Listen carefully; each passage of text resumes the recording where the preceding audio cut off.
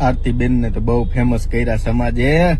તો મેં કીધું વિચાર આવ્યો કે આ છોકરીઓ માટે તમે સમાજના આગેવાનો એવો કાયદો બનાવો છો કે ભાઈ ઇતર જ્ઞાતિમાં જવું નહીં, તો પછી આ છોકરાઓ માટે કઈક કાયદા કાનૂન લાવો. હા, છોકરો ને છોકરી બે એક સમાન.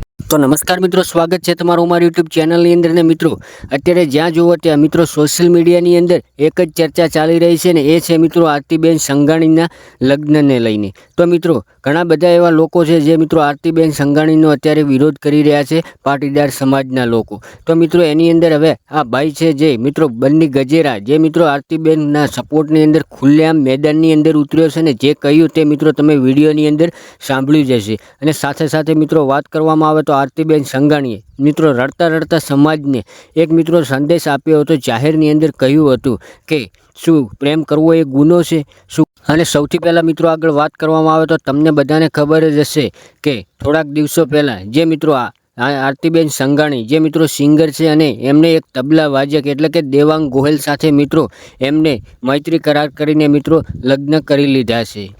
અને ત્યારબાદ મિત્રો વાત કરવામાં આવે તો આરતીબેન સંઘાણીના સપોર્ટની અંદર મિત્રો બન્ની ગજેરા, જે મિત્રો આ વિડીયોની અંદર ભાઈ બોલી રહ્યા છે કે જો તમે છોકરીઓ માટે સમાજ બધા કાયદા લાવતી હોય તો છોકરાઓ માટે પણ કંઈક કાયદા લાવો, કારણ કે તમે આરતીબેન સંઘાણીને તો બહુ વિરોધ કરી રહ્યા છો અને બહુ બદનામ કર્યા છે તમે આરતીબેન સંઘાણીને.